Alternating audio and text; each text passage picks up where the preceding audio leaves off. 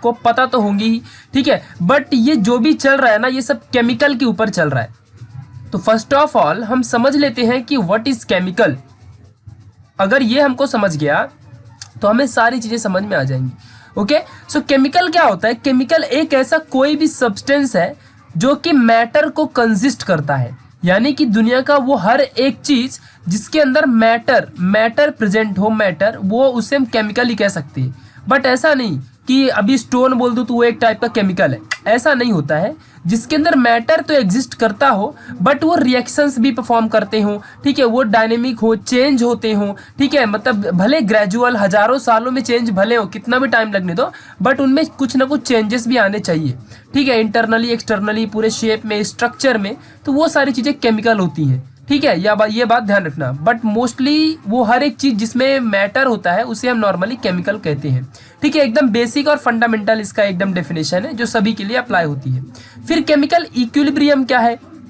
तो देखो, पहली बात तो हम इक्विलिब्रियम वर्ड का मीनिंग समझ लेते हैं, उसके बाद आप खुद ही बता दोगे कि जो केमिकल इक्विलिब्रियम है वो क्या है, ठीक है। यहाँ पे ध्यान देना। तो सबसे पहले हम समझते हैं कि इक्विलिब्रियम क्या होता है, ठीक है। सपोज आपके सामने दो बॉक्सेस हैं, दोनों बॉक्सेस में अगर सेम लेवल में वाटर भरा है, ठीक है, सेम लेवल में अगर वाटर भरा है तो आप उसे कहोगे कि ये इसके अंदर जो वाटर फील्ड है ये इक्विलिब्रियम स्टेट में है, यानी कि इक्विलिब्रियम कंडीशन में है, इक्वल भरा हुआ है, ठीक है। तो ये इक्वालिटी, ये इक्विटी को हम क्या बोलते हैं? इक्विलिब्रियम बोलते हैं, ठीक है। ये बात ध्यान रखना, नॉर्मली इसका कंसेप्ट है ये, ठीक है, कोई डेफिनेशन नहीं है, ठीक है, ये बात ध्यान देना। तो केमिकल इक्विलिब्रियम क्या है, फिर केमिकल इक्विलिब्रियम क्या है, ये समझते हैं अच्छे से, ठीक है। तो अब उससे पहले आपको पता होगा कि अगर सपोज ए प्लस बी और ऐसा कोई, यहाँ पे देखो C प्लस D, ऐसा कोई रिएक्शन करता है तो इसे हम क्या बोलते हैं? रिएक्टेंट साइड बोलते हैं, और इसे हम बोलते हैं प्रोडक्ट साइड, ठीक है। ये बात ध्यान रखना, आप अच्छे से ये 10th वगैरह में पढ़े रहोगे। और ये जो है ये एरो ये दिखाता है कि रिएक्शन किस डायरेक्शन में हो रहा है, ठीक है, ये बातें ध्यान रखना। सो केमिकल इक्विलिब्रियम कंडीशन में क्या होता है? जब कोई भी रिएक्शन, हम कब कहेंगे कि ये इक्विलिब्रियम स्टेट में है? कि जब वो उसका जो फॉरवर्ड रिएक्शन है इक्वल होगा रेट ऑफ बैकवर्ड रिएक्शन के, यानी कि ध्यान देना अच्छे से, रेट ऑफ बैकवर्ड रिएक्शन यानी टाइम, ध्यान देना अच्छे से कि जितना फॉरवर्ड रिएक्शन होने में टाइम लगता है अगर उतना ही टाइम बैकवर्ड रिएक्शन होने में, प्लस दूसरी बात अमाउंट जितना भी यहाँ पे फॉरवर्ड डायरेक्शन वाले में यानी कि जो रिएक्टेंट साइड में है, और उतना ही अमाउंट नॉर्मली फॉरवर्ड डायरेक्शन में भी रहेगा, ठीक है। फिर एक ऐसी कंडीशन आ जाए कि A प्लस बी से अभी C प्लस डी बनना बंद हो जाए, और दोनों का जो स्टेट होगा यानी लेवल होगा, अमाउंट होगा, वो दोनों तरफ सेम आ जाए, मतलब यहाँ से यहाँ बनना बंद हो जाए, ठीक है, और ना ही C से अभी AB बने, मतलब कुछ भी ऐसा ना हो, दोनों एकदम इक्विलिब्रियम स्टेट में हो, ठीक है। सो ऐसी कंडीशन को हम बोलते हैं केमिकल इक्विलिब्रियम, ठीक है, ये बात ध्यान देना। दूसरी कंडीशन है यहाँ पे, there is net change in the concentration of reactant and product, यानी कि एक ऐसा अमाउंट ऑफ चेंज कि जितना रिएक्टेंट साइड हो उतना ही प्रोडक्ट साइड भी हो, ना एक भी कम ना ही एक भी ज्यादा। तो हम इसे कहेंगे कि chemicals are in equilibrium state, चाहे वो रिएक्टेंट साइड का हो चाहे वो प्रोडक्ट साइड का हो। तो इस बात को आपको अच्छे से याद रखना है, ये होता है केमिकल इक्विलिब्रियम। इसके बारे में आपने 11th में पढ़ा था, बस हमें इतना ही नॉर्मल चाहिए, और जो भी चीजें चाहिए होगी हम आगे पढ़ लेंगे। यहाँ पे आप डायग्राम में देख सकते हो, ये फिलहाल तो केमिकल के यहाँ पे बहुत सारे केमिकल के डायग्राम से आप देख लो, ऐसे केमिकल होता है। यहाँ पे अगर सपोज ये लिक्विड भी है तो भी इसमें मैटर प्रेजेंट है इसके लिए, ठीक है। मोस्टली जो इक्विलिब्रियम कंडीशन होती है, अगर मैं सॉल्यूशन की बात करूं तो सॉल्यूशन में इक्विलिब्रियम स्टेट जो होता है ये हमेशा क्लोज्ड वाले चीजों में ज्यादा होता है, यानी कि अगर आप लोग क्लोज सिस्टम रखो, अपने सिस्टम को क्लोज कर दो, तो जो अंदर के मॉलिक्यूल्स होंगे, चाहे वो यहाँ पे लिक्विड भरा हो चाहे कोई भी सॉल्यूशन हो, तो वहां पे इक्विलिब्रियम कंडीशन देखने को मिलती है, ठीक है। ऐसा हमने सेकंड चैप्टर में देखा था, तो ये इक्विलिब्रियम के बारे में आपको अच्छे से पता है। अब हमारा चैप्टर था आयोनिक इक्विलिब्रियम। तो आयोनिक इक्विलिब्रियम में यहाँ पे चार्जेस आएंगे, इलेक्ट्रोलाइट्स आएंगे, ठीक है, फिर उसके बाद उनके टाइप्स आएंगे, एसिड है, बेस है, ये सारी चीजों के बारे में स्टडी हम आयोनिक इक्विलिब्रिया चैप्टर में करते हैं, ठीक है। फिर उसके बाद चार्जेस जो होते हैं, एटम्स, आयंस, मॉलिक्यूल्स, इनके जो चार्जेस हैं इनके बारे में नॉर्मली स्टडी करेंगे, ठीक है। तो सबसे पहले हम ये देखते हैं कि इलेक्ट्रोलाइट्स क्या होता है। देखो अभी यहाँ पे ध्यान देना, इतनी अच्छी सी डेफिनेशन आपको बताऊंगा, इतना अच्छा सा कंसेप्ट आपको समझेगा कि मैं क्या बताऊं। इलेक्ट्रोलाइट, ये वर्ड को ध्यान देना, इलेक्ट्रो और दूसरा वर्ड है लाइट। इस वर्ड का मीनिंग होता है, वो लाइट वाला लाइट नहीं है, इसका मतलब होता है ब्रेक करना, ब्रेक। और इलेक्ट्रो मीन्स कोई भी चार्जेबल मॉलिक्यूल्स को ब्रेक करना। अब ध्यान दो, अगर सपोज आपके सामने यहाँ पे आपके सामने एक सॉल्यूशन है, मैं बोलूंगा कि ये सपोज मान लो कि भाई डाइल्यूट सॉल्यूशन है। कैसा सॉल्यूशन है ये? डाइल्यूट सॉल्यूशन है, ठीक है, याद रखना अच्छे से। और इसके अंदर मैं एक मॉलिक्यूल कोई भी डाल रहा हूँ NaCl का। जैसे ही मैं यहाँ पे NaCl की मॉलिक्यूल डालूंगा, ये क्या होगा? डिवाइड होगा और बनेगा Na+Cl- में। सो जो यहाँ पे Na+Cl- ये क्रिएट हुआ है, इसे हम कहेंगे इलेक्ट्रोलाइट। ये Na भी और ये Cl भी, ये क्या है? दोनों इलेक्ट्रोलाइट है। कहाँ से बने? इस वाले कंपाउंड से, ठीक है। तो जब कभी भी कोई भी सॉल्यूशन में हम कोई भी ऐसे मॉलिक्यूल को पुट करते हैं और वो ब्रेक होके ऐसे कुछ चार्ज बना दे, इन चार्जेस में ब्रेक हो जाए, सो इन्हें हम इलेक्ट्रोलाइट्स बोलते हैं। अब इनमें ऐसा भी हो सकता है कि ये इलेक्ट्रोलाइट या तो स्ट्रांग होंगे या तो फिर ये वीक होंगे, ठीक है। तो इन दोनों के बारे में हम दोनों चीजें समझेंगे, ठीक है, डोंट वरी, ओके, ठीक है। तो चलो अभी हम यहाँ पे पहले और अच्छे से इलेक्ट्रोलाइट्स के बारे में जान लेते हैं, ठीक है, ध्यान देना। तो एक कोई भी सब्सटेंस जो डिसएसोसिएट होता हो, ध्यान देना अच्छे से, कोई भी एक ऐसा सब्सटेंस जो डिसएसोसिएट होता हो, पहले NaCl था, ये एसोसिएटेड फॉर्म में था। जैसे ही हमने डाइल्यूट वाटर में डाला तो ये क्या हो गया? डिसएसोसिएट यानी ब्रेक हो गया, ठीक है, इनटू आयंस, याद रखना, in a solution and acquires the capacity to conduct electricity is nothing but electrolyte. अब ये वर्ड का मीनिंग अच्छे से समझते हैं वापस से हम लोग, ठीक है, ध्यान देना अच्छे से, बहुत ही मोस्ट इंपॉर्टेंट है, आपको ये सारी चीजें समझ में आनी ही चाहिए, ठीक है, बहुत ही ज्यादा आपको ये इंपॉर्टेंट लगेगा, ठीक है। तो ध्यान देना अच्छे से। मान लो कि आपके सामने कोई भी यहाँ पे एक चीज है, एक कंटेनर है आपके सामने यहाँ पे, ठीक है, और आपने इसमें NaCl डाला, तो यहाँ पे क्या आया? Na+ और यहाँ पे Cl- आया। ये है अपना यहाँ पे एक इलेक्ट्रोलाइट, ये दूसरा इलेक्ट्रोलाइट। अब वो बात की बात है कि ये कटायन है, ये अनायन है, वो बात की बात है, बट हमें तो ये पता ही है कि ये इलेक्ट्रोलाइट्स हैं, बिकॉज ये जो NaCl है, ये डिसोशिएट होने के बाद जो अपना सब्सटेंस है NaCl, ये किसी भी सॉल्यूशन में अंदर जाके डिसएसोसिएट हो गया और इलेक्ट्रोलाइट्स को फॉर्म कर दिया। अब इस Na+ से और Cl- से इलेक्ट्रिसिटी प्रोड्यूस होगी। कब? जब हम यहाँ पे इलेक्ट्रोड यूज करेंगे। क्या यूज करेंगे? इलेक्ट्रोड, यानी कि जो कैथोड होता है और जो एनोड होता है, इसका इस्तेमाल करेंगे और फिर हमें मिलेगी इलेक्ट्रिसिटी, ठीक है। सो इलेक्ट्रोलाइट क्या होता है? जो कोई भी सब्सटेंस, जब कोई भी सब्सटेंस किसी भी सॉल्यूशन में अंदर जाके डिसएसोसिएट हो जाए, अपने आप को कुछ चार्जेस में डिवाइड कर ले, ठीक है, और डिवाइड करने के बाद उससे इलेक्ट्रिसिटी प्रोड्यूस हो, तो उसे हम इलेक्ट्रोलाइट्स कहते हैं। इस बात को आपको याद रखना है। अब आपके दिमाग में क्वेश्चन आ रहा होगा कि Na+ ही और Cl- ही क्यों आया? तो NaCl में जो Na होता है, ये होता है मेटल। क्या होता है? मेटल। और जो Cl- है, ये होता है नॉन मेटल। क्या होता है? ये नॉन मेटल, ठीक है, याद रखना अच्छे से। तो जो Cl- से नॉन मेटल है, नॉन मेटल हमेशा इलेक्ट्रॉन गेन करती हैं और मेटल हमेशा इलेक्ट्रॉन लॉस करती हैं। जो इलेक्ट्रॉन लॉस करता है वही होता है कटायन, और जो इलेक्ट्रॉन गेन करता है वही होता है अनायन। यानी Cl- यहाँ पे अनायन है, Na+ यहाँ पे कटायन है, तो यहाँ पे आयंस का फॉर्मेशन होता है। सबसे बेस्ट इलेक्ट्रोलाइट होते हैं Na+, K+, Cl- यानी क्लोराइड और कैल्शियम, ठीक है, हाइड्रोजन, कार्बोनेट, ये सारी चीजें यहाँ पे बेस्ट इलेक्ट्रोलाइट्स हैं। इन बातों को आपको याद रखना है, जो कि बहुत ही इंपॉर्टेंट है। एक और यहाँ पे डेफिनेशन अगर आपको देखना है तो देख लो, इलेक्ट्रोलाइट्स इज अ सॉल्यूशन या फिर chemical compound that conduct electricity by changing into ions when melted और डिजॉल्व इनटू सॉल्यूशन। अब आपको समझ गया होगा, जब कोई भी सब्सटेंस को हम लोग किसी भी सॉल्यूशन में डिजॉल्व करें या मेल्ट करें, तो उसमें से जो भी आयंस क्रिएट होती हैं, यानी कटायंस और अनायंस, ये आयंस से इलेक्ट्रिसिटी प्रोड्यूस होती है, उसे ही इलेक्ट्रोलाइट्स कहते हैं। अब आपको अच्छे से समझ गया होगा, ठीक है। चलो अब अगर मान लो, तो हम स्ट्रॉन्ग इलेक्ट्रोलाइट किसे कहेंगे और वीक इलेक्ट्रोलाइट किसे कहेंगे? अगर मान लो यहाँ पे आपके सामने ये जो यहाँ पे एक सपोज कोई भी सब्सटेंस बीकर है, यहाँ पे आपके पास यहाँ पे कोई भी सॉल्यूशन भरा हुआ है। जब आपने सपोज NaCl सॉल्यूट को यहाँ पे क्या किया, अंदर डिसॉल्व किया, जब आपने इसे डिसॉल्व किया, अगर ये पूरा सपोज आपने 50 ग्राम यूज किया था, 50 ग्राम NaCl यूज किया, तो ये पूरा का पूरा 50 ग्राम NaCl यहाँ पे डिसॉल्व हो गया Na+ Cl- में।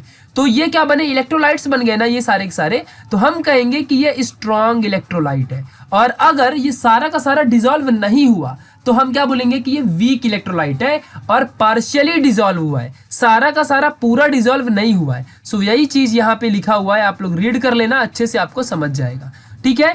और इसी कंडीशन को हम बोलेंगे कि जब ज्यादा डिसॉल्व हो जाएगा तो यहाँ पे जो चार्ज आयंस हैं प्लस माइनस आयंस ये ज्यादा मिलेंगे, तो यानी कि जो कंसंट्रेशन होगा ये भी मैक्सिमम होगा, इलेक्ट्रोलाइट्स का कंसंट्रेशन भी क्या होगा, हायर या फिर मैक्सिमम होगा। तो इस चीज को आपको समझ के रखना है। यहाँ पे एक डायग्राम देख लो, देखो इलेक्ट्रोलाइट प्लस और माइनस है, इससे क्या हो रहा है, जब इलेक्ट्रिसिटी पास हो रही तो हमें बैटरी में क्या मिल रहा है, करंट प्रोड्यूस हो रहा है, ठीक है। जब इलेक्ट्रॉन्स फ्लो होंगे भाई तो करंट ही प्रोड्यूस होगा ना, तो ये चीजें आपको याद रखनी है। फिर ये ऑक्सीडेशन रिएक्शन है, रिडक्शन है। तो अभी तक आपने सीखा था कि जो ऑक्सीडेशन होता है और रिडक्शन होता है, तो ऑक्सीडेशन मतलब addition of oxygen, reduction means addition of hydrogen. ये चीज पुरानी हो गई, नई चीज सुन लो। ऑक्सीडेशन मीन्स होता है लॉस ऑफ इलेक्ट्रॉन और रिडक्शन मीन्स होता है गेन ऑफ इलेक्ट्रॉन। तो जो गेन करता है इलेक्ट्रॉन को जिस रिएक्शन में, तो वहां पे हम बोलते हैं कि यहाँ रिडक्शन हो रहा है। और जब किसी रिएक्शन में कोई चीज इलेक्ट्रॉन को लॉस करती है तो हम कहते हैं कि वो ऑक्सीडेशन कर रहा है। तो इस चीज को याद रखना। चलिए अब स्टार्ट करते हैं आयोनिक इक्विलिब्रिया चैप्टर को, ठीक है। ये बात ध्यान देना, तो कभी भी आयोनिक इक्विलिब्रिया क्या होता है या इक्विलिब्रियम क्या होता है। सो आयोनिक जो इक्विलिब्रियम होता है ये equilibrium between ions and unionized molecule, ionized and unionized molecule in a solution is called as ionic equilibrium. कहने का मतलब क्या है, ध्यान देना अच्छे से। सपोज आपके सामने यहाँ पे एक बीकर है, ओके, और इस बीकर में अपने बहुत ही अच्छे से आपको समझना है, यहाँ पे कोई एक दूसरा मॉलिक्यूल है, इसके अंदर यहाँ पे जो सॉल्यूशन है ये सॉल्यूशन में कोई ना कोई चीज मिक्स है सपोज, ठीक है। तो ध्यान देना अच्छे से। और मैंने यहाँ पे NaCl चीज यूज की, सपोज मान लो NaCl मैंने यूज किया, तो यहाँ पे Na+ ये एक आयन है और Cl- दूसरा आयन है, ठीक है। और यहाँ पे कुछ कुछ एलिमेंट्स ऐसे भी हैं, कुछ ऐसे, मान लो मैं यहाँ पे बोल देता हूँ कोई भी एक एलिमेंट ले लो, मतलब कोई भी आप एक एलिमेंट उठा लो, लाइक मैंने Ag ले लिया, ठीक है, चलो मान लो सिल्वर ले लिया, ठीक है, या फिर मान लो वाटर, कुछ भी, चलो Ag ले लेता हूँ। तो यहाँ पे Na+ Cl- ये क्या है, आयोनाइज्ड है, इनके अंदर आयंस है। और जो Ag है इसमें मान लो ये अनआयोनाइज्ड है, क्या है, ये अनआयोनाइज्ड है। तो मैं कब कहूंगा कि इक्विलिब्रियम कंडीशन मेंटेन्ड है आयोनाइज्ड और अनआयोनाइज्ड के बीच में, जब अपने आयोनाइज्ड वाले भी सेम अमाउंट में हो, मान लो 50 है तो अनआयोनाइज्ड भी 50 ही होने चाहिए। अगर एक पूरे सॉल्यूशन में आयोनाइज्ड और अनआयोनाइज्ड एलिमेंट यहाँ पे दोनों का अमाउंट है, जो कंसंट्रेशन है वो एकदम एक्यूरेट और सेम हो, तो हम कह सकते हैं कि वो आयोनिक इक्विलिब्रियम में है। समझा कि नहीं, यानी कि जो आयोनाइज्ड वाले हैं और अनआयोनाइज्ड दोनों एकदम सेम अमाउंट में है, सेम कंसंट्रेशन में है, यानी कि ये आयोनिक इक्विलिब्रियम कंडीशन में है। तो अभी आपको अच्छे से ये बात समझ गई होगी, ठीक है। चलो अभी ध्यान रखना। नाउ टाइप्स ऑफ इलेक्ट्रोलाइट्स के बारे में समझते हैं। उससे पहले हम लोग क्या समझेंगे, एक बहुत ही अच्छे प्रोसेस को, आयोनाइजेशन को, ठीक है। कभी कभी कोई कोई यहाँ पे आयोनाइजेशन की स्पेलिंग ये लिखता है, कोई कोई ऐसे लिखता है, दोनों सेम है, एग्जैक्टली करेक्ट है, ठीक है। और जो इलेक्ट्रोलाइट्स होता है ये मोस्टली डाइल्यूट एक्वियस सॉल्यूशन में ही होता है। डाइल्यूट एक्वियस सॉल्यूशन में 50% वाटर यूज किया जाता है और 50% ही कोई सब्सटेंस यूज करते हैं जो कि लिक्विड बनाने के लिए हेल्प करता है, ठीक है। चलो, तो टाइप्स ऑफ इलेक्ट्रोलाइट्स किसके ऊपर बेस्ड है, टाइप्स ऑफ इलेक्ट्रोलाइट्स बेस्ड है एक्सटेंट ऑफ आयोनाइजेशन के ऊपर। कोई भी सब्सटेंस कितना आयोनाइज हो सकता है उसी के ऊपर डिपेंड करता है।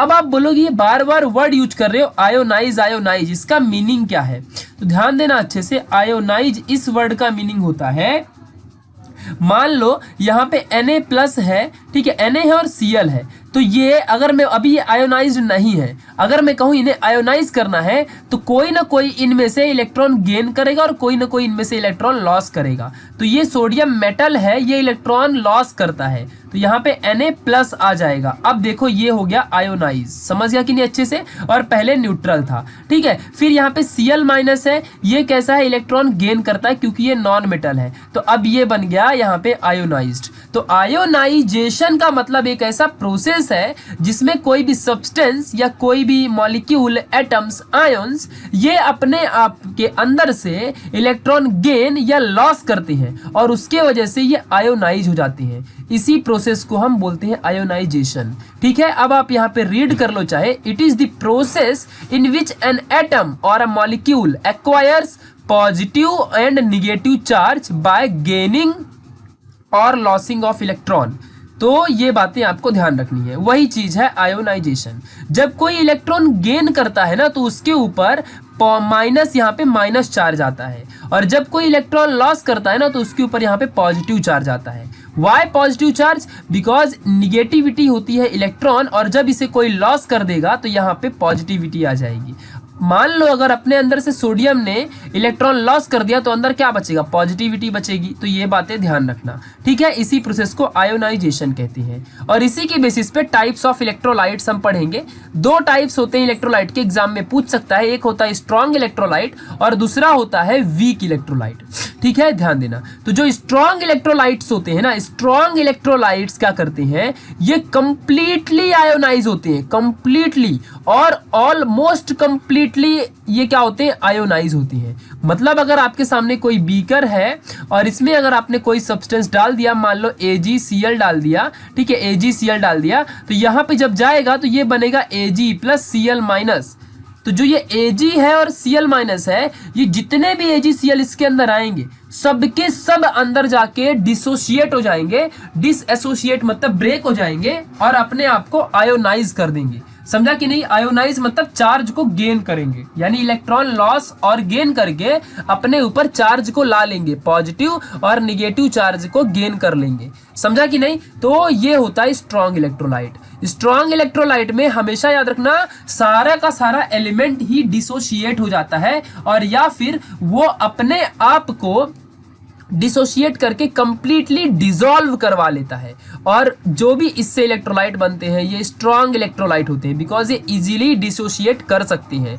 इनके भी यहाँ पे दो टाइप है, स्ट्रॉन्ग एसिड और स्ट्रॉन्ग बेस। और सॉल्ट जो NaCl होता है ये भी वाटर के अंदर जाते ही अपने आप को टोटली डिसोशिएट कर लेता है। तो ये भी बातें आपको याद रखनी है। यानी स्ट्रॉन्ग एसिड, स्ट्रॉन्ग बेस और सॉल्ट ये क्या है? स्ट्रॉन्ग इलेक्ट्रोलाइट है। सिमिलर कंडीशन में वीक इलेक्ट्रोलाइट क्या होता है? एक ऐसा इलेक्ट्रोलाइट जो कि स्मॉलर एक्सटेंट में किसी भी एक्वेस सॉल्यूशन के अंदर क्या होता है? डिसएसोशिएट होता है, यानी कि बहुत ही कम अमाउंट में। मान लो यहाँ पे अगर मैंने कोई भी यहाँ पे सपोज कोई भी एलिमेंट मैंने यहाँ पे उठा लिया, AlCl3 उठा लिया, ठीक है, ये भी अपना आयोनिक कंपाउंड है। अब यहाँ पे एक चीज और याद रखना, only and only ionic compound जो होते हैं ना, आयोनिक कंपाउंड, यही कंपाउंड डिसोशिएट होते हैं। ये भी बातें ध्यान रखना। आप बोलोगे आयोनिक कंपाउंड कौन से होते हैं? तो जो कंपाउंड मेड विद आयंस, जो कंपाउंड मेड विद आयंस। तो फिर आप बोलोगे कौन से आयंस? तो हमेशा याद रखना कटायन और अनायन, कटायंस और अनायंस से जो भी मॉलिक्यूल कंबाइन होके बनता है उसे हम क्या बोलते हैं? Ionic compound. मान लो कि यहाँ पे सोडियम है, ये हो गया कटायन, और यहाँ पे माइनस है, ये हो गया अनायन। तो इनके बीच में क्या होता है? फोर्स ऑफ अट्रैक्शन होता है, फोर्स ऑफ अट्रैक्शन। जिस फोर्स को हम, इस फोर्स को यहाँ पे ध्यान देना अच्छे से, बहुत ही मोस्ट इंपॉर्टेंट है, ठीक है, इलेक्ट्रोस्टैटिक फोर्स ऑफ अट्रैक्शन। आपने इस चैप्टर के बारे में पढ़ा भी होगा। तो इलेक्ट्रोस्टैटिक फोर्स ऑफ अट्रैक्शन की वजह से ये Na plus Cl minus combine होकर NaCl बनाते हैं। तो इसे हम क्या बोलते हैं? Ionic compound. ठीक है, मोस्टली जो आयोनिक कंपाउंड होते हैं इनमें एक ना एक हेलोजन जरूर जुड़ा रहेगा। हेलोजन कौन कौन से होते हैं? Cl, Br, I और एक फ्लोरीन। तो फ्लोरीन कभी तो रिएक्शन ही नहीं करता, ये तीन करते हैं। ठीक है, तो ये किसी न किसी मेटल से जरूर जुड़े रहेंगे। ठीक है, ये बातें ध्यान रखना। चलो, तो AlCl में एल्यूमिनियम मेटल है और Cl क्या है? हेलोजन है। तो ये भी क्या होगा? डिसोशिएट होता है। बट यहाँ पे Al प्लस और Cl माइनस बन तो रहा है, बट मान लो अगर यहाँ पे 100 ग्राम यूज किया था हमने AlCl3, तो पूरा 100 ग्राम डिसॉल्व ही ना हुआ हो, तो इसका मतलब क्या है कि ये जब सारा डिसॉल्व नहीं हुआ है, डिसोशिएट नहीं हुआ है, यानी स्मॉलर अमाउंट में डिसोशिएट हुआ है, तो इसे हम वीक इलेक्ट्रोलाइट कहेंगे। और इसके दो टाइप होते हैं इन इलेक्ट्रोलाइट्स के, एक वीक एसिड और एक वीक बेसिस। अभी हम इनके बारे में पढ़ेंगे, strong acid, strong bases, weak acid, weak base के बारे में पढ़ेंगे। भाई कौन सा ऐसा एसिड और बेस है जो स्ट्रॉन्ग और वीक होता है, इनके बारे में हम अच्छे से स्टडी करेंगे। तो इलेक्ट्रोलाइट्स के बारे में तो आपको समझ ही गया है अच्छे से। चलिए थोड़ा सा इंपॉर्टेंट पॉइंट देख लेते हैं जो कि आपको जस्ट मुझे बताना है, ठीक है, बहुत ही मोस्ट इंपॉर्टेंट पॉइंट है। जो वीक इलेक्ट्रोलाइट्स होते हैं ना, वीक इलेक्ट्रोलाइट्स, ये हमेशा याद रखना पार्शियली डिसॉल्व होते हैं। पार्शियली डिसॉल्व होने का मतलब क्या होता है कि अगर मान लो आपने यहाँ पे कोई सब्सटेंस है और आपके पास 50 ग्राम है, तो वो 25 ग्राम ही क्या होगा, डिसॉल्व होगा, पूरा का पूरा डिसॉल्व होता ही नहीं है, ठीक है, ये बातें ध्यान रखना। यानी कि अगर NaCl है और मान लो अगर ये वीक इलेक्ट्रोलाइट्स है, फिलहाल ये यहाँ पे वीक इलेक्ट्रोलाइट्स नहीं है, ठीक है, बट फिर भी अगर मान लो ये वीक इलेक्ट्रोलाइट्स है, तो ये क्या होगा, पार्शियली डिसॉल्व होगा। समझा कि नहीं अच्छे से, ये पार्शियली डिसॉल्व होगा, पूरा का पूरा डिसॉल्व नहीं होगा, इसका कुछ ही पार्ट क्या होगा, डिसॉल्व होगा, पूरा 100% डिसोल्यूशन नहीं होगा, ठीक है। इसीलिए यहाँ पे इक्वल नंबर ऑफ आयंस जो होते हैं, एटम्स और आयंस, यानी आयोनाइज्ड और नॉन आयोनाइज्ड जो चीजें होती हैं इन दी सॉल्यूशन यहाँ पे होती हैं। कैसे, ये कैसे पॉसिबल है, तो देखो ध्यान से। अब देखो अगर मान लो यहाँ पे हमने वाटर का मॉलिक्यूल लिया था, वाटर का मॉलिक्यूल, और इसमें हमने मान लो किसी NaCl को अंदर डाला, तो यहाँ पे Na+ और यहाँ पे जो यहाँ पे Cl- और H2O भी है, तो यहाँ पे क्या होता है, NaCl क्या होगा, पार्शियली डिसॉल्व होगा। मान लो ऐसा हो रहा है, पार्शियली डिसॉल्व होगा, तो इसका मतलब क्या है कि जो H2 है ये अनआयोनाइज्ड है, इस वक्त अनआयोनाइज्ड है, और Na जो Cl है और यहाँ पे Cl- है, ये आयोनाइज्ड है। तो इसका मतलब क्या है कि इनको दोनों के बीच में इक्वल नंबर्स होंगे, 50-50 होगा। तो इसीलिए किसी भी सॉल्यूशन के अंदर यहाँ पे equal number of atoms, ions या फिर आयोनाइज्ड और अनआयोनाइज्ड मॉलिक्यूल होते हैं। और इसी कंडीशन में क्या होता है, इक्विलिब्रियम कंडीशन मेंटेन होती है। जब इक्वल नंबर ऑफ आयोनाइज्ड और अनआयोनाइज्ड मेटल्स में या फिर कोई भी सॉल्यूशन यहाँ पे या कोई भी आयंस प्रेजेंट रहेगा, आयोनाइज्ड और अनआयोनाइज्ड का नंबर सेम सेम होगा। आयोनाइज्ड मतलब जिनमें चार्ज होता है और नॉन आयोनाइज्ड मतलब जिनमें चार्ज नहीं होता है, प्लस माइनस नहीं होता है, ठीक है। तो इनका इक्वल नंबर होगा तो उसे हम क्या कहेंगे, इक्विलिब्रियम स्टेट कहेंगे, ठीक है। ये बातें आपको ध्यान रखनी है। जो इक्विलिब्रियम स्टेट होती है उसको हम इस साइन से रिप्रेजेंट करते हैं, आपको इसे याद रखना है, ठीक है। मान लो अगर यहाँ पे A+B है और ये फॉर्म कर रहा है C+D को, बट एक ऐसा टाइम आएगा जब ये A+B C+D को फॉर्म करना बंद कर देगा, और अगर हम ज्यादा प्रेशर इस साइड लगाएंगे या हीट ज्यादा देंगे तो ये C+D से वापस से A+B बनने लगेगा। तो ये क्या है, अभी यहाँ पे फॉरवर्ड एंड बैकवर्ड रिएक्शन एक साथ हो रहा है। ये जो ऊपर वाला है ये फॉरवर्ड रिएक्शन, नीचे वाला बैकवर्ड रिएक्शन, ठीक है। तो जब फॉरवर्ड और बैकवर्ड रिएक्शन का जो रेट होता है, रेट ये सेम होता है, यानी कि सिमिलर टाइम में सेम, यानी कि जो फॉरवर्ड रिएक्शन है रिएक्टेंट से प्रोडक्ट का बनना और प्रोडक्ट से रिएक्टेंट का बनना एकदम equal condition, equal same amount में आ जाता है, सेम रेट में आ जाता है। सो हम उस कंडीशन को कहते हैं इक्विलिब्रियम कंडीशन, ठीक है। इस बात को ध्यान रखना, और वही होता है आयोनिक इक्विलिब्रिया, ठीक है। इसे हम इस एरो से डिनोट करते हैं, हाफ एरो से। देखो ये होती है फुल एरो, ये होती है हाफ एरो, ठीक है। दोनों को याद रखना अच्छे से। चलो अब आगे बढ़ते हैं, डिग्री ऑफ डिसोसिएशन के बारे में पढ़ते हैं। तो जो डिग्री ऑफ डिसोसिएशन है ये हमें अल्फा से डिफाइन की जाती है, अल्फा से, ठीक है। अब यहाँ पे ध्यान देना, ये सिर्फ आप इसे याद करो, ऊपर की डेफिनेशन जो है ये इसकी डेफिनेशन है, उसे अपने आप कर लोगे, ठीक है। तो डिग्री ऑफ डिसोसिएशन जो होता है ये क्या होता है, ये आपको ध्यान देना है, ठीक है। मान लो आपके पास, बहुत ही इंपॉर्टेंट पॉइंट है, ध्यान देना अच्छे से। मान लो आपके पास 100 मोल कोई भी चीज थी, 100 मोल आपके पास कोई भी चीज थी, और इसमें से, इस 100 मोल में से आपने सिर्फ, या फिर जब आपने किसी डाइल्यूट एसिड में या फिर एक्वियस सॉल्यूशन में डाला, तो वहां पे क्या होता है, आपने इसका सिर्फ 50 मोल ही डिसॉल्व किया, या आपने पूरा डाल दिया, ओनली 50 मोल ही डिसॉल्व हुआ, ठीक है। 100 मोल में से 50 मोल ही डिसॉल्व हुआ, पूरा डिसॉल्व हुआ ही नहीं, ठीक है। सो 50 मोल यानी कि कितना डिजॉल्व हुआ, मतलब कितना डिजॉल्व हुआ अपॉन टोटल अमाउंट उसका कितना था, यानी कि 100। इन दोनों का जब रेशियो निकालोगे और जो भी आंसर आएगा वही होगा डिग्री ऑफ डिसोसिएशन, यानी how much amount of molecules are getting dissolve into aqueous solution, कितना सॉल्यूशन कितने में से डिसॉल्व हो रहा है किसी एक्वस सॉल्यूशन में, वही होता है डिग्री ऑफ डिसोसिएशन। तो यहाँ पे जरा एक बार देख लो, number of moles dissociated upon total number of moles. अब ये ऊपर की डेफिनेशन पढ़ लोगे तो खुद ही आपको समझ जाएगा, defined as the fraction, fraction means division होता है, of total number of mole of the electrolyte that dissociate into its ions when the equilibrium is attained. जब इक्विलिब्रियम कंडीशन होती है तो टोटल में से how much amount of number of moles getting dissociated, ठीक है, टू फॉर्म आयंस, क्योंकि जब डिसोसिएशन होता है तो आयंस ही बनता है ना, तो to form ions is nothing but degree of dissociation. तो इस चीज को याद रखना अच्छे से। अगर मान लो आपको यहाँ पे 70 या कुछ भी नंबर आ गया, ठीक है, डिग्री ऑफ डिसोसिएशन डिवाइड करने में, तो आप जस्ट उसमें 100 से यहाँ पे मल्टीप्लाई कर दो, आपको परसेंटेज ऑफ डिसोसिएशन मिल जाया करेगा। सिमिलर वे में अगर आपको किसी ने बोल दिया कि इक्विलिब्रियम कंसंट्रेशन भी बताओ किसी भी आयंस का, यानी कटायन या अनायन का, तो आपको जस्ट डिग्री ऑफ डिसोसिएशन में सी की वैल्यू को मल्टीप्लाई करना है, जहां पे सी क्या होता है, मोलार कंसंट्रेशन ऑफ इलेक्ट्रोलाइट होता है, ठीक है। तो अगर मान लो अल्फा है, कितना पता नहीं कितना भी आया, उसमें आप जस्ट सी से मल्टीप्लाई कर दो। जब आप उसमें सी से मल्टीप्लाई करोगे, सी क्या होता है, बहुत बार पढ़ा है सेकंड चैप्टर में भी, ये होता है मोलार कंसंट्रेशन। अब आप बोलोगे मोलार कंसंट्रेशन क्या होता है, तो यहाँ पे समझ लो कि किसी भी गिवन अमाउंट में, सपोज ये बॉक्स है और इसका कुछ वॉल्यूम है, ठीक है, इसकी कुछ इसके अंदर जगह है जो हम इसके अंदर किसी चीज को भर सकते हैं, फिल कर सकते हैं। So how much amount of हम इसमें अपनी चीजों को फिल कर सकते हैं, वही होता है मोलार कंसंट्रेशन। मान लो हमने 50 मोल फिल किया 1 डीएम क्यूब में, तो ये इसका टोटल मोलार कंसंट्रेशन कितना हो गया, 50 मोल पर डीएम क्यूब। 50 मोल पर डीएम क्यूब इसकी यूनिट भी होती है, ठीक है। तो यही है मोलार कंसंट्रेशन, यानी कितना अमाउंट आप फिल कर सकते हो किसी गिवन अमाउंट ऑफ स्पेस में, ठीक है, कितनी जगह में आप कितनी चीजें डाल सकते हो, यही होता है मोलार कंसंट्रेशन। तो बस आप डिग्री ऑफ डिसोसिएशन से मल्टीप्लाई करो, आपको मिल जाएगा इक्विलिब्रियम कंसंट्रेशन, ठीक है, ये बात ध्यान देना।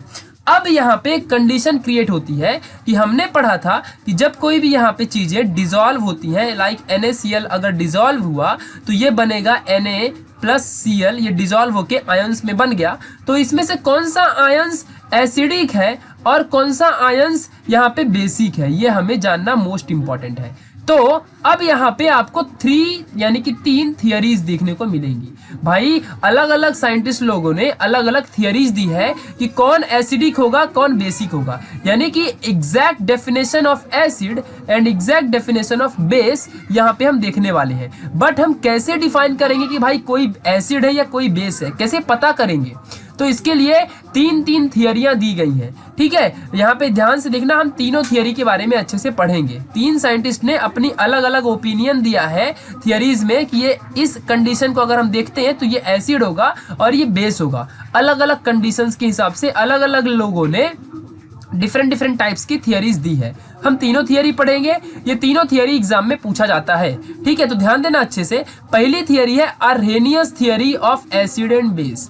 अरहेनियस थियरी के हिसाब से एसिड क्या है और बेस क्या है आज हम सीखेंगे, ठीक है। बहुत छोटी सी थियरी है, ज्यादा कुछ नहीं है, बस एक ही पॉइंट आपको समझना है। फिर ऐसी लेविस बेस है, फिर ब्रॉन्स्टेड लॉरी थियरी है, हम सारी चीजें पढ़ेंगे, ठीक है। तो जो अरहेनियस थियरी होती है ना, इन्होंने अरेडियस ने क्या बताया कि एसिड वो सब्सटेंस है जो अपने पास कंटेन करता है हाइड्रोजन और gives rise to hydrogen ions in aqueous solution.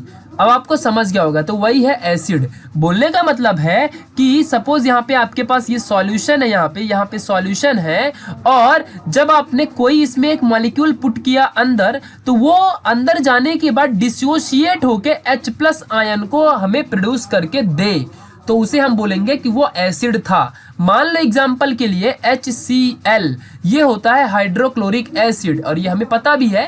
तो जब ये अंदर जाके ब्रेक होगा तो ये H+ और Cl- में ब्रेक होगा। तो हमें इसने क्या दिया, H+ दिया। H+ जो गिव राइज करेगा अंदर जाने के बाद, वो क्या होगा, एसिड होगा, और बाकियों का नहीं पता। ऐसा अरहेनियस ने बोला। तो यहाँ पे आप देख भी सकते हो HCl जब डिसोशिएट हुआ वाटर में तो H प्लस आयन और Cl माइनस आयन दिया, ठीक है। और ये सिर्फ एक्वियस सॉल्यूशन में ही पॉसिबल है, ठीक है, ये बात ध्यान देना। जो H प्लस आयंस है ये नॉर्मली बेयर आयंस का रोल यहाँ पे रोल यहाँ पे करता है, ठीक है। तो बेयर आयंस क्या होता है ये समझ लो पहले। बेयर आयंस वो आयंस होता है जिसमें हाइड्रोजन प्लस आयंस मिले, ठीक है, उसे हम बेयर आयंस कहते हैं। Bare ions normally hydrogen atom से रिलेटेड है, ठीक है। हाइड्रोजन जब कभी भी इलेक्ट्रॉन गेन करेगा या लॉस करेगा तो आयोनाइज हो जाएगा, यानी कि या तो उसके ऊपर प्लस चार्ज आएगा या तो माइनस चार्ज आएगा। और यही आयोनाइज होने के प्रोसेस को हम जो भी हाइड्रोजन में जो आयंस आएंगे तो हम उसे बेयर आयन कहेंगे, चाहे उसमें माइनस आयन आए चाहे उसमें प्लस आयन आए। कभी माइनस आयन तो जल्दी आता नहीं है हाइड्रोजन में, हमेशा प्लस आयन आता है और इसे ही हम बेयर आयंस कहते हैं, ठीक है, ये बात ध्यान देना। जो ये बेयर आयंस है H प्लस, ये जब वाटर में जाता है, वाटर में और जाता है तो ये हाइड्रेटेड हो जाता है। क्या हो जाता है? ये हाइड्रेटेड हो जाता है। और हाइड्रेटेड होने का मतलब है कि ये और भी बहुत सारे ऑक्सीजन और हाइड्रोजन को गेन कर लेता है, जिससे ये एक मॉलिक्यूल फॉर्म करता है H3O+, जिसे हम कहते हैं हाइड्रोनियम आयन। और या फिर हम इसे ऑर्गेनिक केमिस्ट्री में एज अ प्रोटॉन भी यूज करेंगे, ठीक है, एज अ प्रोटॉन, ठीक है, याद रखना। जो इलेक्ट्रॉन गेन कर सकता हो उसे हम कहते हैं एज अ प्रोटॉन, नहीं जो लॉस करता हो इलेक्ट्रॉन को उसे हम कहते हैं प्रोटॉन नॉर्मली, ठीक है। यहाँ पे पॉजिटिव चार्ज आया, ठीक है, तो ये बात ध्यान देना अच्छे से। तो बेयर आयन और बाकी कुछ नहीं, बस इतना याद रखो कि अरेनियस थ्योरी के हिसाब से एसिड वो होता है जो डिसोशिएट होने के बाद हाइड्रोजन आयन को लॉस करे, यानी हाइड्रोजन आयन यहाँ पे देखो प्रोड्यूस करे, समझा कि नहीं। अपने HCl में से हाइड्रोजन आयन देखो लॉस हुआ है, HCl से हाइड्रोजन लॉस हुआ है, यानी सॉल्यूशन में हाइड्रोजन प्लस आयन प्रोड्यूस हुआ है, ठीक है, तो उसे हम एसिड कहेंगे। यानी यहाँ पे HCl हाइड्रोजन प्रोड्यूस करके दे रहा है, यानी कि यहाँ पे HCl एसिड है। तो फिर बेस क्या है? तो चलिए बढ़ लेते हैं। जो बेस होता है ना, यहाँ पे क्या होता है? जो कंटेन करे OH माइनस ग्रुप, पहली बात तो। और जब ये यहाँ पे डिसोशिएट हो तो OH माइनस को प्रोड्यूस करे, उसे हम क्या कहते हैं? बेस कहते हैं। लाइक यहाँ पे सिंपल सा एक क्वेश्चन है NaOH, तो जब ये किसी भी सॉल्यूशन के अंदर डिसोशिएट होगा तो क्या बनेगा? Na प्लस बनाएगा और OH माइनस बनाएगा। तो OH माइनस बनाया ना, और ये NaOH था ना, NaOH देखो यहाँ पे OH माइनस, जो यहाँ पे OH है इसे कंटेन करके रखा है या नहीं रखा है? तो रखा है ना। तो पहली बात वही बेस होता है अरेनियस के अकॉर्डिंग, जो OH ग्रुप को कंटेन करे और डिसोशिएट होने के बाद OH माइनस को प्रोड्यूस करे, समझ गया कि नहीं? तो यहाँ पे वो चीज होती है बेस। तो इनके अकॉर्डिंग ये NaOH में यहाँ पे ये बेसिक में स्ट्रक्चर का होता है, ठीक है, ध्यान देना। और यहाँ पे जो ये थियरी है ना, ये उनमें एप्लीकेबल नहीं है जो अपने कंपाउंड में हाइड्रोजन या OH माइनस कंटेन ना करता हो। अगर मैं कहूँ सिंपल सी बात है कि भाई NaCl क्या है, तो क्या बताओगे आप? सिंपल सी बात है, तो ना ये एसिड है ना ये बेस है, ये तो सॉल्ट है, न्यूट्रल होता है।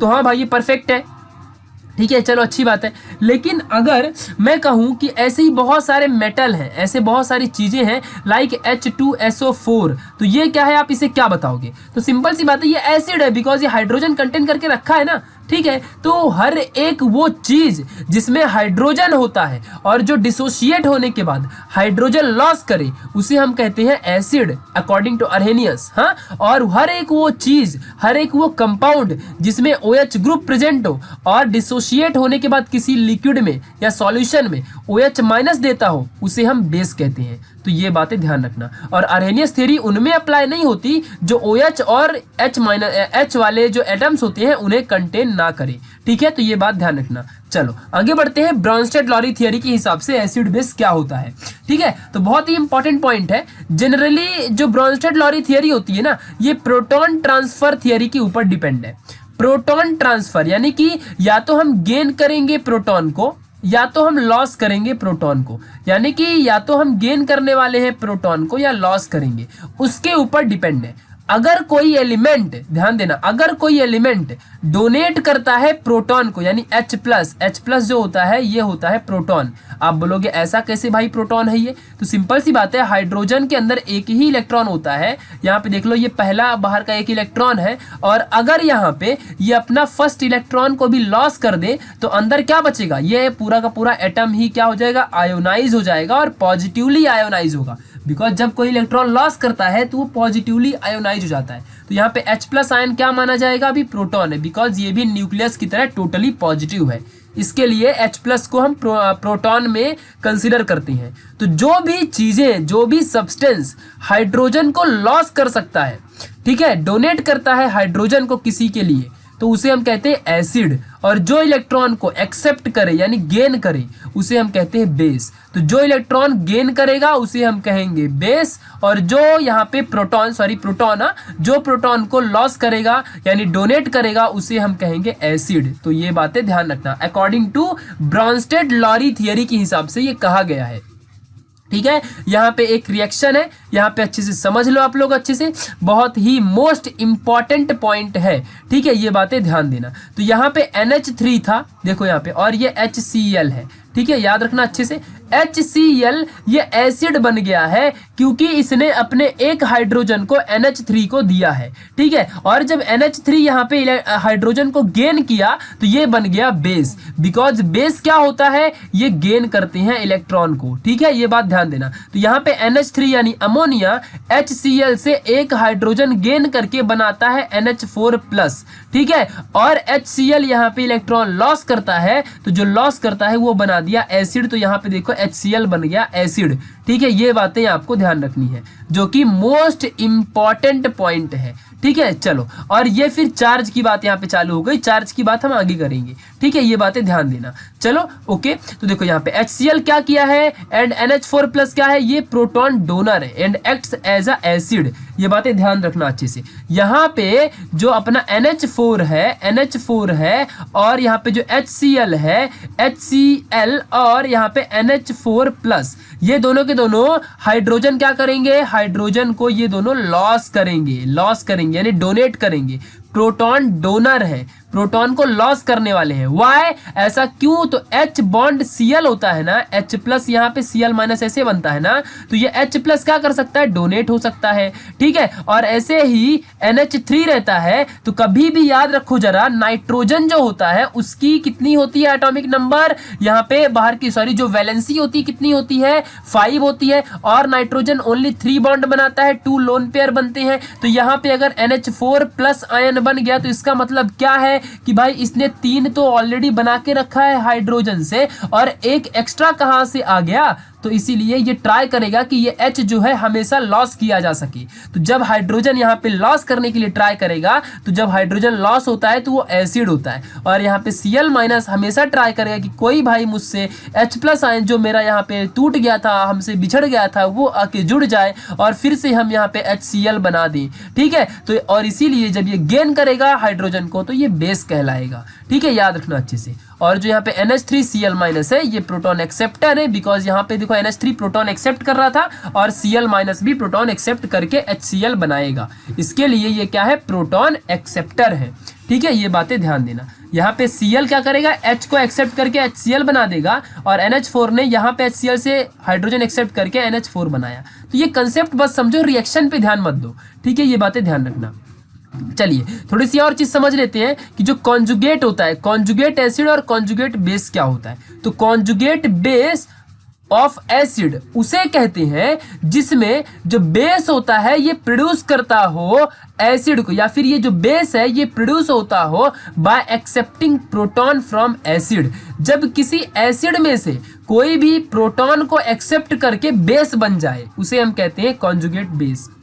एग्जाम में कभी पूछता तो है नहीं, पूछा भी तो यही एक लाइन लिख देना बस, और कुछ नहीं चाहिए। ठीक है, और जो कॉन्जुगेट एसिड होता है, कॉन्जुगेट एसिड ऑफ बेस, तो जो एसिड प्रोड्यूस होता हो व्हेन बेस एक्सेप्ट करता हो प्रोटॉन को इज अ कॉन्जुगेट एसिड। तो ये बात ध्यान रखना अच्छे से। तो कॉन्जुगेट एसिड वो एसिड होता है कि जब कोई बेस प्रोटॉन को एक्सेप्ट करे और ये एसिड बन जाए। समझा कि नहीं अच्छे से? जब कोई बेस प्रोटॉन एक्सेप्ट करे और वो एसिड बन जाए तो उसे हम कॉन्जुगेट एसिड ऑफ बेस कहेंगे। मैंने इसीलिए छोटी सी चीज़ यहाँ पे एडिट कर दी है, यहाँ पे डाल दिया है, आप इसे पढ़ लोगे सारी चीज़ें समझ जाएंगी। लास्ट वाली थियरी यहाँ पे देखते हैं, लेविस थियरी, और मोस्ट एक्सेप्टेड थियरी है ये।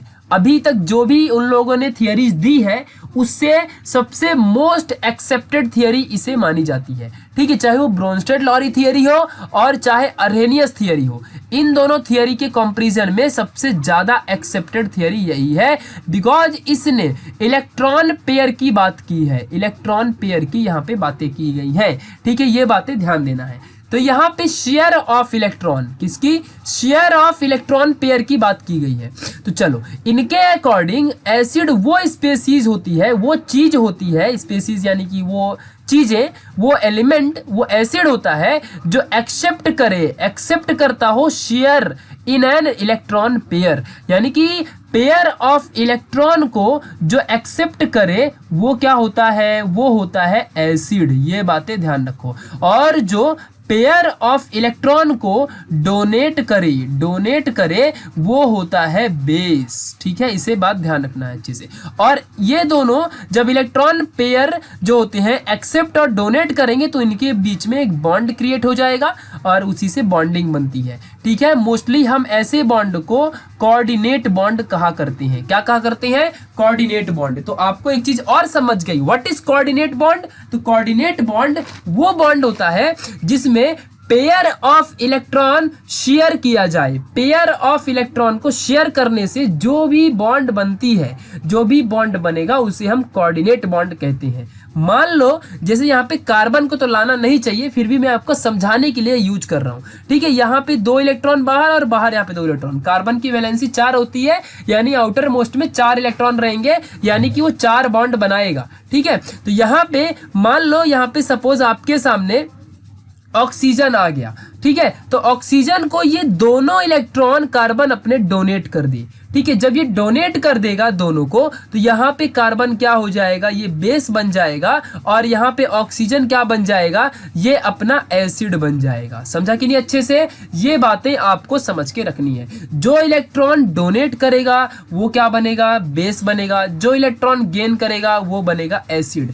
बट यहाँ पे जो एक बॉन्ड बनेगी, जो ऑक्सीजन और कार्बन के बीच में बॉन्ड बनेगा, उसे हम एक एरो से दिखाएंगे, ना कि सिर्फ एक लाइन से। जिसे कोवेलेंट बॉन्ड को हम लाइन से दिखाते हैं वैसा नहीं दिखाएंगे, हम एक एरो से दिखाएंगे, और इस एरो का नाम होगा कोऑर्डिनेट बॉन्ड, ठीक है। समझा कि नहीं अच्छे से? तो ये होता है अपना लेविस थियरी, और बहुत ही मोस्ट एक्सेप्टेड थियरी होती है। तो चलिए यहाँ भी समझ लेते हैं। बेस क्या होगा? जो डोनेट करेगा इलेक्ट्रॉन को। एसिड क्या होगा? जो एक्सेप्ट करेगा इलेक्ट्रॉन को। तो फिर यहाँ पे समझते हैं, ध्यान देना अच्छे से। यहाँ पे देख लो, बहुत ही मोस्ट इंपॉर्टेंट है। जो H+ है ये क्या कर रहा है? यहाँ से देखो, यहाँ पे जो नाइट्रोजन के पास 2 लोन पेयर इलेक्ट्रॉन है, इसे गेन करेगा H+, और देखो यहाँ पे कोऑर्डिनेट बॉन्ड बना दिया। इलेक्ट्रॉन को गेन करके इसने यहाँ पे कोऑर्डिनेट बॉन्ड बना दिया। ये बातें आपको समझ के रखनी है। तो यहाँ पे अमोनिया है जो ये NH3, इसे फिलहाल हम ऐसे लिखेंगे, ये 2 बॉन्ड और ये लोन पेयर है,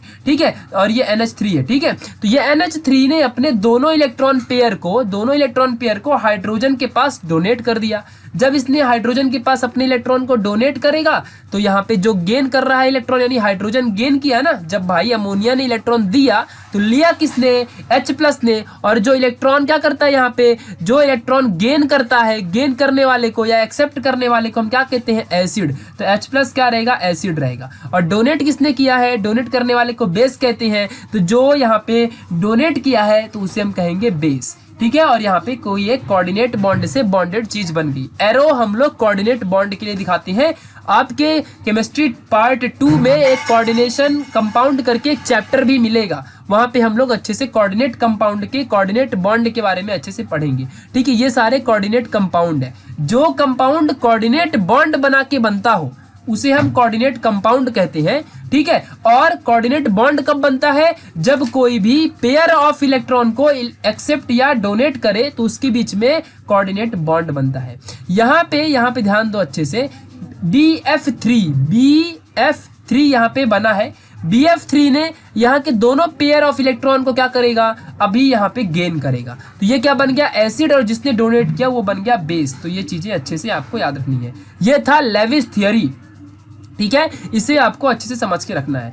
अब मैं आपका एक जगह दिमाग खाने वाला हूं, आपसे एक मैं यहाँ पे क्वेश्चन पूछूंगा और उसका आंसर आपको देना है। ठीक है, ये बातें ध्यान रखना। तो यूज योर ब्रेन पावर में एक क्वेश्चन बोला है कि all Bronsted bases are also Lewis bases. Bronsted जितने भी बेसिस हैं वो लेविस बेसिस हैं, but all Bronsted acids are not Lewis acid.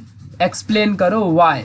तो नीचे आंसर लिख के रखा है आपके लिए, और आप पहले मन में सोचना जरा 2 मिनट वीडियो पॉज करके कि इसका आंसर क्या होगा। तो पहले तो आपको याद होना चाहिए कि भाई ब्रॉन्स्टेड एसिड और बेस क्या था और लेविस एसिड और बेस क्या है। तो लेविस एसिड और बेस अभी हमने यहाँ पे पढ़ा है कि जो लेविस एसिड बेस होता है कि जो इलेक्ट्रॉन गेन करे वो एसिड है और जो इलेक्ट्रॉन डोनेट करे वो बेस है।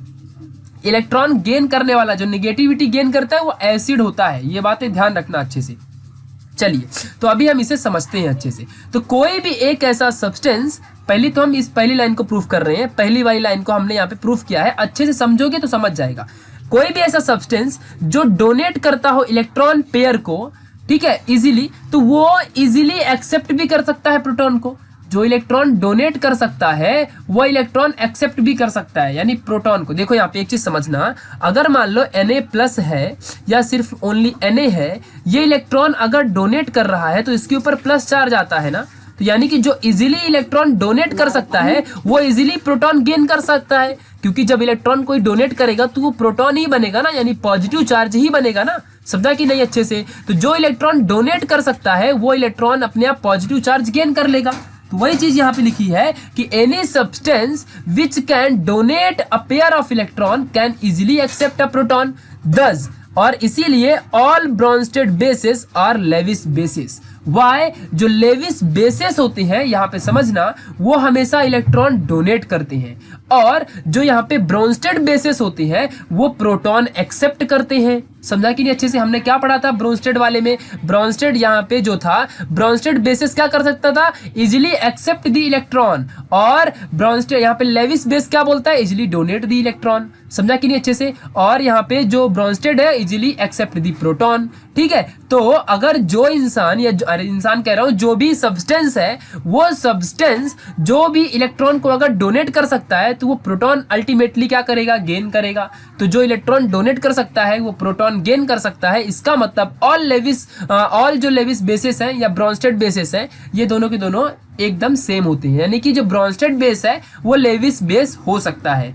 बट कंडीशन आगे आती है कि all Bronsted acids are not Lewis acid. Why? तो यहाँ पे अभी समझना, तो सबसे पहले फिर से देख लो, एसिड की बात चल रही है, तो लेविस एसिड वो है जो इलेक्ट्रॉन गेन करे, और लेविस बेस या एसिड वो है, ब्रॉन्स्टेड एसिड वो है जो डोनेट करे प्रोटॉन को। प्रोटॉन जो डोनेट करता है उसे हम ब्रॉन्स्टेड एसिड कहते हैं, और जो यहाँ पे इलेक्ट्रॉन, पेयर ऑफ इलेक्ट्रॉन यहाँ पे एक्सेप्ट यानी गेन करे, उसे हम लेविस एसिड कहते हैं। ठीक है, तो दोनों में मीनिंग समझ लो फटाफट, कुछ और नहीं, बहुत आसान सा है। तो एलिमेंट लाइक HCl और H2SO4 ये ब्रॉन्स्टेड एसिड होते हैं। Y Brønsted acid? बिकॉज ये जो होते हैं ये सारे के सारे प्रोटॉन को एक्सेप्ट करते हैं। ठीक है, यानी कि डोनेट करते हैं। एक्चुअली जो ब्रॉन्स्टेड एसिड है H2SO4, HCl, ये सारे के सारे प्रोटॉन को डोनेट करते हैं, और इसीलिए ये यहाँ पे ब्रॉन्स्टेड एसिड है,